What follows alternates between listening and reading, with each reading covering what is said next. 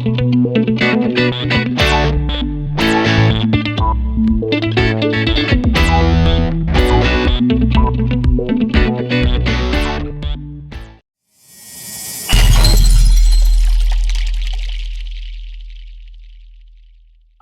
ඒත් එක්කම සුබ දවසක් channel එකත් එක්ක එකතු වෙලා ඉන්න හැමෝටම අපොස සාමාන්‍ය පෙළ ළමයින්ව ඉලක්ක කරලා දෙන වීඩියෝ සීරීස් එකේ අලුත් සුළු කිරීම වීඩියෝ එකක් එක්ක තමයි ඔයාලා මේ විදිහට එකතු වෙන්නේ. දැනටම ඔයාලට ස්ක්‍රීන් එකේ පේන විදිහට මම අද හදලා දෙන්න තෝරගත්තේ සමාන්තර ශ්‍රේණි ගානක්. අපිට ශ්‍රේණි හම්බෙන්නේ 10 වසරේදී.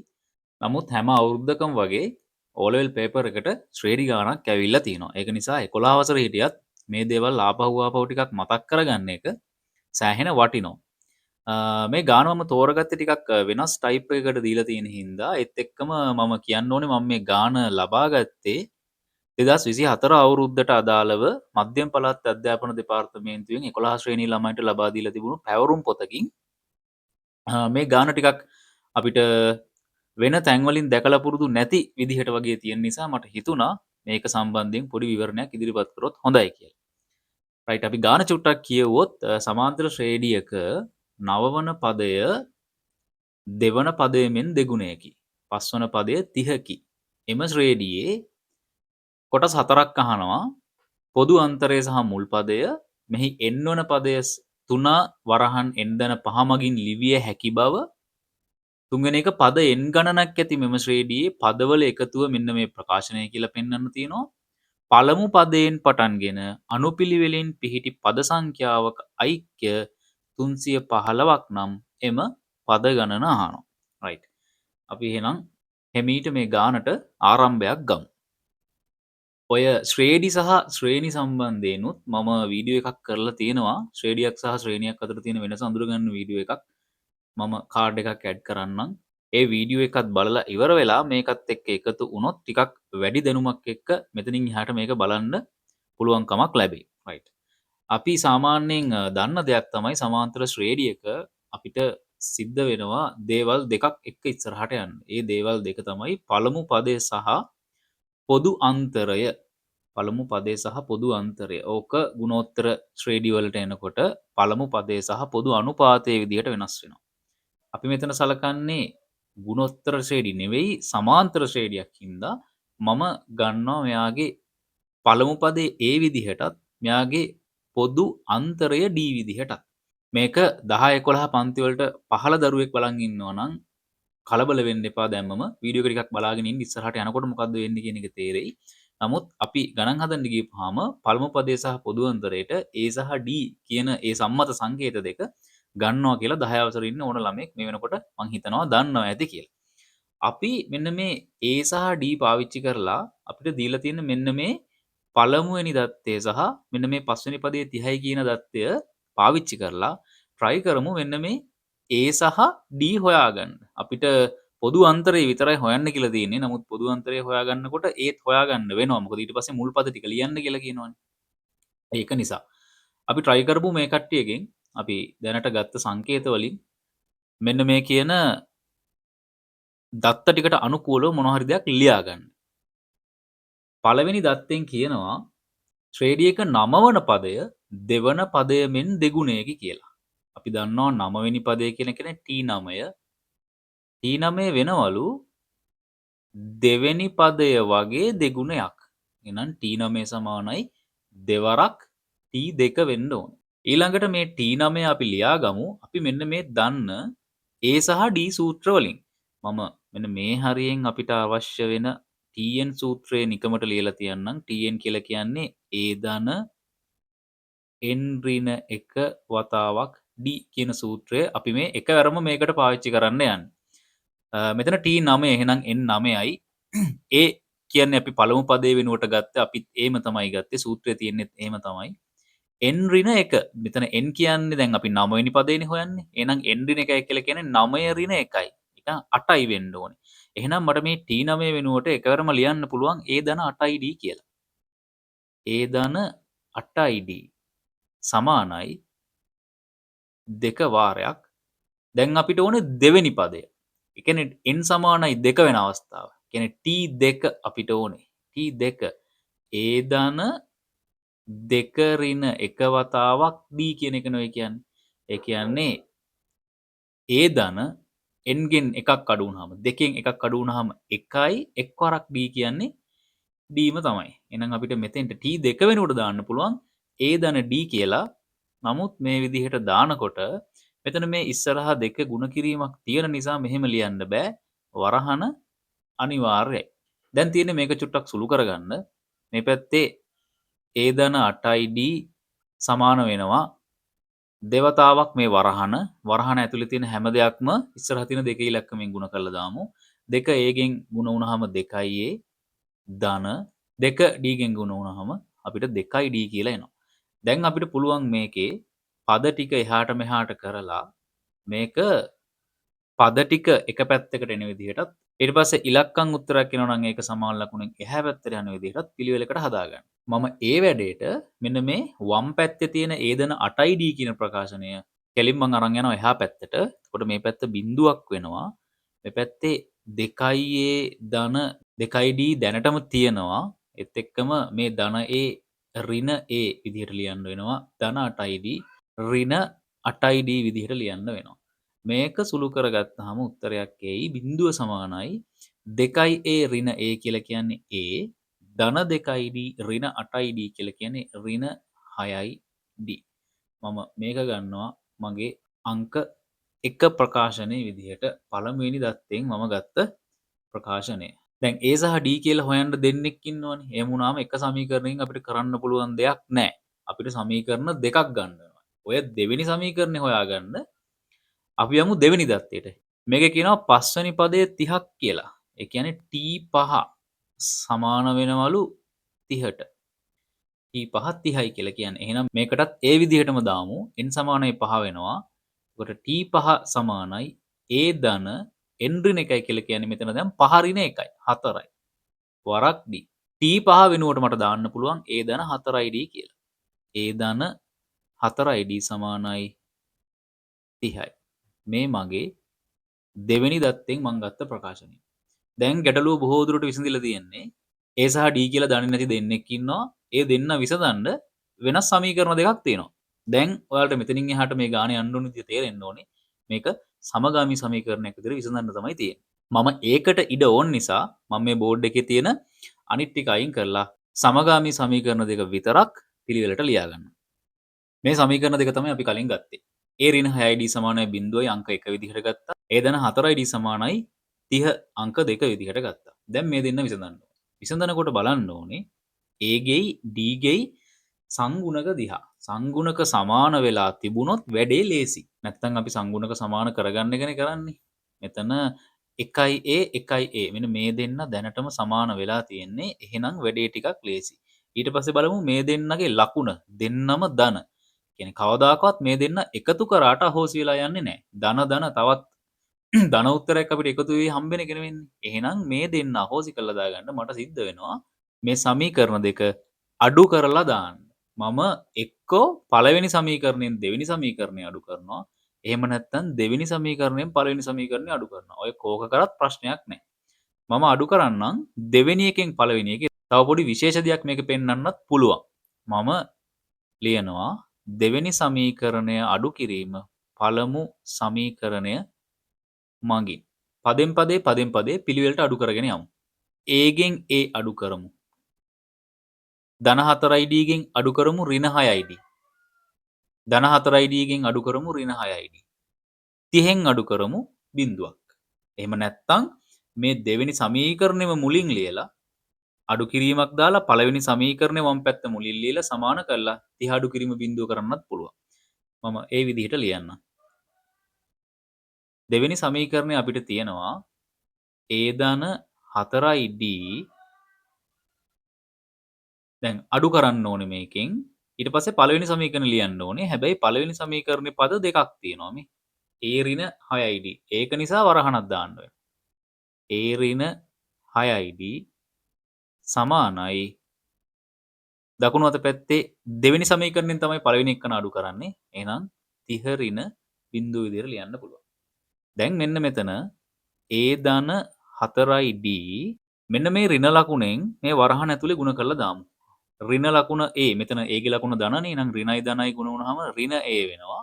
මෙන්න මෙතන ඍණයි ඍණයි ගුණ වුණාම ධන 6යි D හැදෙනවා. ඔන්න ඕක සාමාන්‍යයෙන් ගොඩ දෙනෙක් වරද්ද ගන්න අවස්ථාවක් තමයි මෙන්න මේ ඍණ ලකුණ නොසලකා හරින එක. එතකොට මෙතන ඍණයි ඍණයි ධන වෙන්න ඕනේ. 30න් බිඳුවක් අඩු වුණාම කොහොමත් අපි දන්නවා 30යි කියලා. දැන් මෙන්න ධන Aට ඍණ A අහෝසි වෙලා යනවා, කැපිලා යනවා. දැන් 4යි A ධන 6යි D. 4යි A ධන 6යි D කියලා කියන්නේ 4 6යි 10යි. එහෙනම් මෙතන 10යි D සමානයි 30. දැන් ඉතින් D හොයාගන්න කරන්න ඕන වැඩේ දන්නවා ඔයාලා. දෙපැත්තම 10න් බෙදලා දාමු. 10ට 10 කැපෙනවා. D ට උත්තරයක් එනවා 3යි කියලා.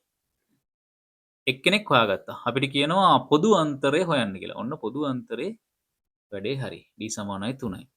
හැබැයි ඔය ගමන්ම ඒත් හොයමු. මොකද අපිට කියනවා මුල් පද 5 ලියන්න කියලා. මුල් පද 5 හොයන්න වෙනවනේ. ඒක නිසා ඔය ගමන්ම ඒත් හොයාගමු. දැන් ඒ හොයන්න පළවෙනි සමීකරණයට හෝ දෙවෙනි සමීකරණයට ඔය කාට හරි දාලා බලමු. මට හිතෙනවා පළවෙනි එකට දැම්මොත් හොඳයි කියලා මේ D හොයාගත්තාගේ. මට එතකොට ඒක ලියන්න පුළුවන් A ඍණ 6D කියන්නේ 6 වරක් D නේ. 6 වරක් D කියන්නේ 3 සමානයි 0යි. A ඍණ 6 වර 3 18යි සමානයි 0යි. දැන් වැඩේ හරි. A කියන්නේ 18යි. ඔන්න අපි මූලික කරුණු දෙක හොයාගෙන ඉවරයි. A දන්නවා D දන්නවා. A සහ D දන්නවා නම් ඔය ශ්‍රේණිය සම්බන්ධයෙන් ඕනෑ දෙයක් අපිට මේ වෙනකොට කියන්න අවස්ථාව තියෙනවා. ඕනම කාරණාවක් කියන්න පුළුවන්. A සහ D දැනගත්තා නම් ශ්‍රේණියක සියලු දේ දැනගත්තා හා සමානයි වගේ අදහසක් තමයි අපිට තියෙන්නේ. මොකද අපිට ඕනම පදයක් ඕනම පදවල එකතුවක් A සහ D පාවිච්චි කරලා ලේසියෙන් ගන්න පුළුවන් නිසා. මං ඊළඟට යනවා පළවෙනි පද පහ ලියන්න. මම මේ සුළු කිරීම අයින් කරලා මොකද ඔයාලට ලියා ගන්න අවශ්‍ය නම් වීඩියෝ එක ඕන වෙලාවක පෝස්ට් කරලා මේක ලියන්න පුළුවන්. ඒක නිසා මං මේ ටික මකලා මං ලබාගත්ත A සහ D අගයන් දෙක පැහැදිලිව ලියා ගන්නවා. මට මෙන්න මෙහෙම අගයන් දෙකක් තමයි ආවේ A ට සහ D ට. ඒ 18යි D 3යි. දැන් අපි මේකේ පද ටික ලියමු. T1 කියලා කියන්නේ A. A කියලා කියන්නේ ඉතින් අපි ගත්ත උත්තරේ 18යි. ඊළඟට T2 කියලා කියන්නේ A ධන D. A ධන D. A දන්නවා 18යි කියලා. ඒකට 3ක් එකතු වෙනවා. 18යි 3යි 21යි. ඊළඟට T3 කියලා කියන්නේ A ධන 2යි D. මම අර Tn සමානයි A ධන n ඍණ 1යි D කියන සූත්‍රයේ මේ එකවරම දාන්නේ. අර n ඍණ 1 ලියන්නේ නැතුව එකවරම මම මේ දාන්නේ. A 18යි ධන දෙවරක් D කියන්නේ 3යි. එතකොට දෙවරක් 3 මෙතන 6යිනේ. 18යි 6 කියලා කියන්නේ 24යි. T4 ලියන්න පුළුවන් A ධන 3යි D කියලා. 18 ධන 3 වරක් 3යි. 18යි එතකොට මෙතන 9යි. 18යි 9 කියලා කියන්නේ 27යි. 3ෙන් 3ට යනවා පේනවනේ 18යි 3යි 21යි. 21යි 3යි 24යි. 24යි 3යි 27යි. එහෙනම් T5 කියලා කියන්නේ අපි හදපු නිසා මේ විදිහටම හදමු දිගටම A ධන 4යි D 18 ධන 4 වරක් D ඒ කියන්නේ D ගේ උත්තරය අපිට දාන්න පුළුවන් නේ. D ගේ උත්තරය අපිට දාන්න පුළුවන් 3යි කියලා. 4 වරක් 3 12යි. 18යි 12යි 30ක් විදියට උත්තරේ ලැබෙනවා. ඔන්න ඔක තමයි පළවෙනි කොටසට උත්තරේ. දෙවෙනි කොටසට යමු. දෙවෙනි කොටසේ කියනවා මෙහි n වන පදය මෙන්න මේ විදිහට ලිවිය හැකි බව පෙන්වන්න කියලා. n වන පදය. දැන් අපි සාමාන්‍යයෙන් ඕකේ ශ්‍රේණි ගානක අපි n වන පදය දන්නවනේ. Tn සූත්‍රයක් තියෙනවා අපිට. අපි ඒක ලියන්නේ Tn සමානයි A ධන n ඍණ 1 වතාවක් D කියලා. මේක තමයි පළවෙනි කොටසට අපි පාවිච්චි කරේ. දැන් මෙන්න මේක මෙන්න මේ විදිහටත් ලියන්න පුළුවන් කියලා තමයි පෙන්වන්න කියලා කියන්නේ. n අකුරක් සහිත මේ පොදු පදයක් මේ ලියලා තියෙන්නේ. n තියනවා කියලා කියන්නේ ඒක පොදු පදයක් නේ. කියන්නේ මේ රටාවේ රටාවක් කියන්නත් බෑ මේක ශ්‍රේණියක් නේ. ශ්‍රේණිය කියන වචනයෙන් පාවිච්චි කරමු සංඛ්‍යා අනුක්‍රමයේ ඕනම පදයක් ඔන්න ඔය අපිට පෙන්වන්න කියලා තියෙන ප්‍රකාශනයෙන් ගන්න පුළුවන් n ට අගයන් දදා. දැන් මේ tn වැඩේ කරන්නේත් ඒකම තමයි. එහෙනම් අපි දැන් මේකේ මේ A සහ D කියන දෙන්න දන්නවනේ. ආදේශ කරලා බලමු ඕකට. A වෙනුවට දාමු 18 ධන n දන්නේ නැහැ ඉතින් n ඍණ 1 වතාවක් b කියන්නේ 3යි. ඔක පොඩ්ඩක් සුළු කරලා බලමු. මොන හරි දෙයක් වෙයි. 18 ධන වරහනට පිටින් තියෙන ඉලක්කමෙන් වරහන ඇතුලේ ගුණ වෙන්න ඕනේ. 3 වරක් n 3යි n දෙන්නම ධන නිසා ලකුණ ධන 3 වරක් 1 3යි. මෙයා ධන මෙයා ඍණ නිසා ලකුණ ඍණ. රයිට්. දැන් අපිට පුළුවන් ආපහු පොඩ්ඩක් මේක සුළු කරලා දාගන්න. 18 ඍණ 3 කියලා කියන්නේ 18න් 3ක් අඩු වුනහම 15යි. 15 ධන 3යි n. 15 ධන 3යි n. දැන් නිකන් උත්තරේ ආවා වගේ ස්වරූපයක් තියෙනවා. මේ n පදේ තමයි මුලින් තියෙන්නේ. ඒක නිසා මම මේක 3යි n ධන 15යි කියලා මෙතනම ලියා ගන්නවා. මම මේ තියෙන සංඛ්‍යා දෙක තැන් දෙක මාරු කරා විතරයි. වෙන කිසිම දෙයක් උනේ නැහැ. කියන්නේ 15 ධන 3යි n 3යි n ධන 15 ඔය දෙකම එකයි. දැන් මට පේනවා මේකෙන් 3ක් පොදු සාධක විදිහට එළියට ගලවන්න පුළුවන් කියලා. අපි 3 පොදු සාධක ගමු. පොදු සාධක මම හිතනවා 8 වසරේ 9 වසරේ හොඳට ඔයාලා කරලා ඇති කියලා. n ධන 15 3ෙන් බෙදුනහම 5යිනේ. n ධන 5යි. මම හිතන්නේ මේක තමයි උත්තරෙට පෙන්වන්න තියෙන්නේ. ඔව් 3 වාරයක් n ධන 5 මගින් ලබා දී හැකියි කියලා පෙන්වන්නලු. දැන් අපි මෙන්න මේ tn කියන අපි පාඩමේදී කරන පොදු සූත්‍රයෙන් පටන් අරගෙන ඒකට අපි දන්න අගයන් දෙකක් ආදේශ කළා. මෙන්න මෙයාම ආපහු වෙනස් ආකාරයකට පොඩ්ඩක් සුළු කරලා හදලා දුන්නා. එතකොට මේ අපි හැදලා ඉවර කරේ දෙවෙනි කොටස. මම යනවා තුන්වෙනි කොටසට. තුන්වෙනි කොටසේ තියෙනවා පද n ගණනක් ඇති මෙම ශ්‍රේණියේ පදවල ඓක්‍ය 3 බෙදීම 2යි n වරහන් n ධන 11 කියලා පෙන්වන්න කියලා. දැන් මෙන්න මෙතන ඓක්‍ය සූත්‍රයක් නේ ඔය පාවිච්චි කරන්න වෙන්නේ අපිට. ඓක්‍යයක් ගන්නත් අපි දන්නවා සමාන්තර ශ්‍රේණියක ඓක්‍යයට සූත්‍ර දෙකක් තියෙනවා කියලානේ කියන්නේ. දෙකක් කියලා කියන්නත් බෑ. ඉතින් අර එකකින් අනිත් එක ව්‍යුත්පන්න කරගන්නවා වගේ වැඩක් තියෙන්නේ එතන. SN සූත්‍රය ගැන තමයි ඔය කතා කරන්නේ. මොකද අපි දැන් පළවෙනි එකේ සහ දෙවෙනි එකේ හොඳට TN කියන එක පාවිච්චි කරා. දැන් SN ගෙන් අහනවා. දැන් TN ගෙන් SN ට මාරු වෙනවා අපි. SN කියලා කියන්නේ පළමු පද n වල එකතුව. පළමු පද n වල එකතුව. කියන්නේ T1 T2 T3 T4 T5 ඔන්න ඔය පිළිවෙලට ලියාගෙන එකතු කරලා ගියොත් උත්තරය ගන්න පුළුවන් SN ගෙන්. දැන් අපි දන්න SN සාමාන්‍යයෙන් මෙන්න මේ විදිහටනේ. SN සමානයි n බෙදීම 2යි a ධන L කියලා තමයි සූත්‍රය අපි දන්නේ. එහෙම නැත්නම් මේ L වෙනුවට අර n බෙදීම 2යි 2යි a ධන n ඍණ 1යි d කියලා සූත්‍රයකුත් තියෙනවා. කියන්නේ අවසාන පදයේ අගය දන්නේ නැත්නම් 2යි a සූත්‍රයෙන් යන්න පුළුවන්. මෙන්න මේ L කියලා කියන්නේත් ඔය L කියලා කියන්නේත් මේකේ තියෙන පදයක් නේ.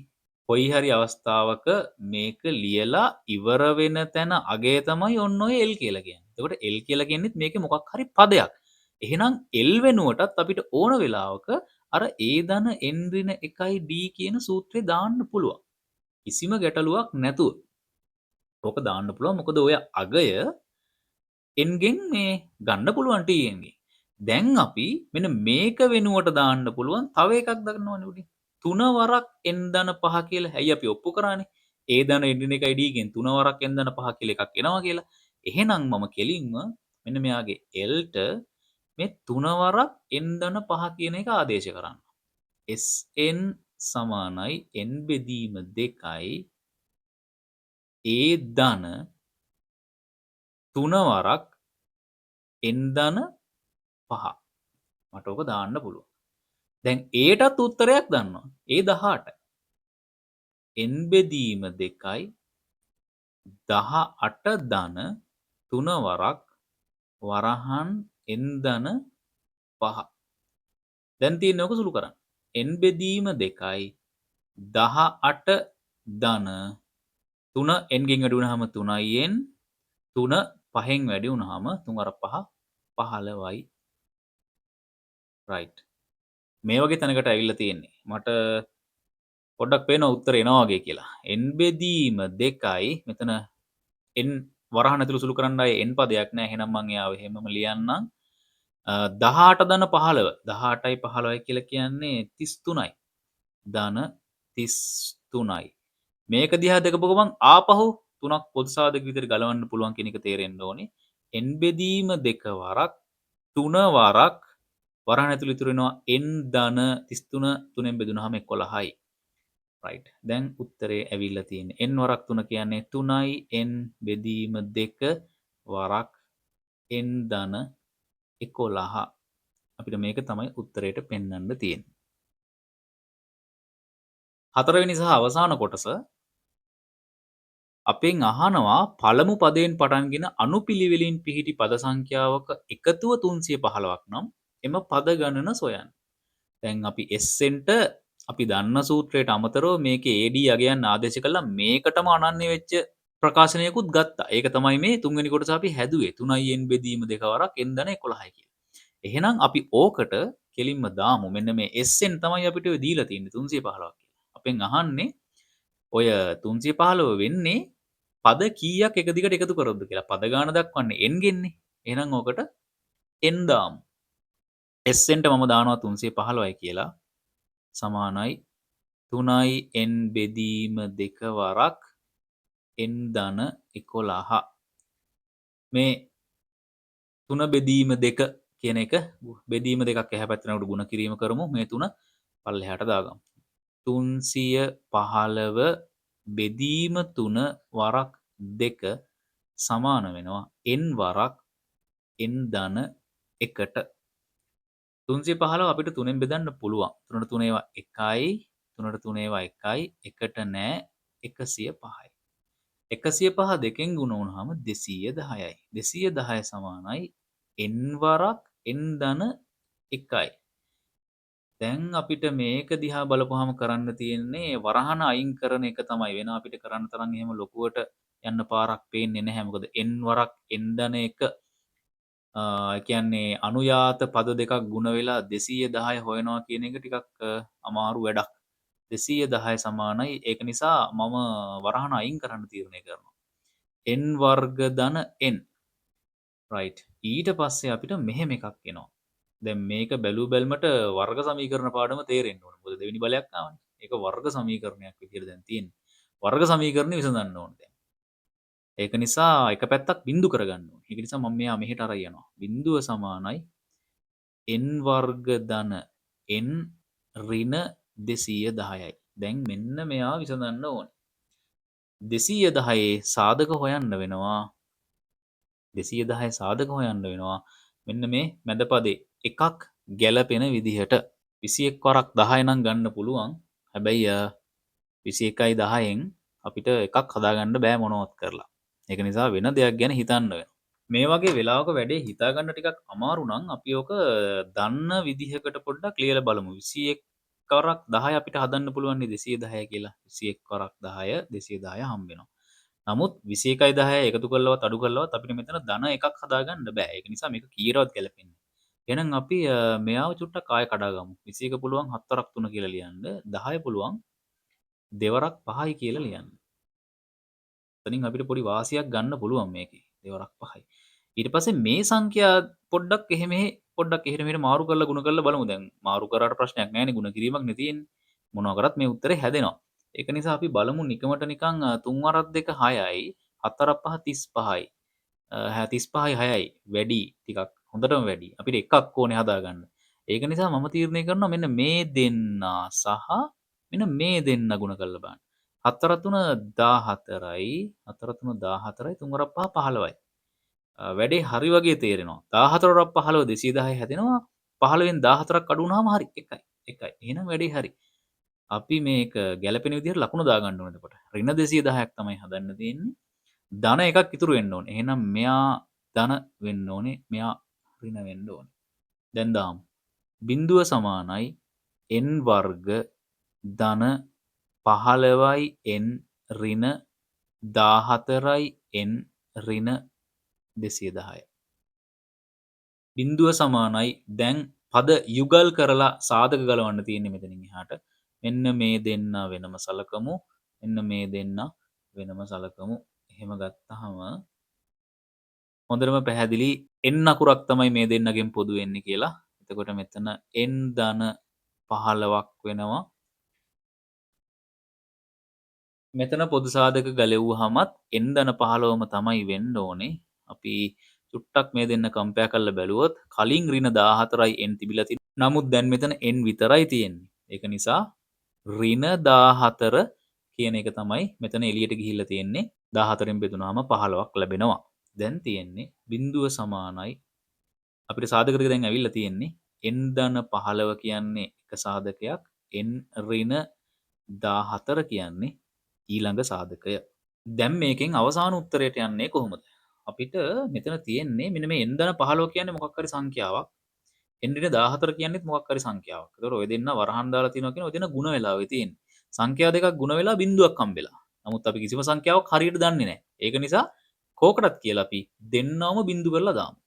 ඒක නිසා මට මෙතනින් එහාට ගන්න පුළුවන් n ධන 15 සමානයි බිංදුව හෝ n ඍණ 14 සමානයි බිංදුවයි කියලා. දැන් ඉතින් වෙන වෙන මෙන්ට උත්තර දෙයක් ගන්න පුළුවන් නේ.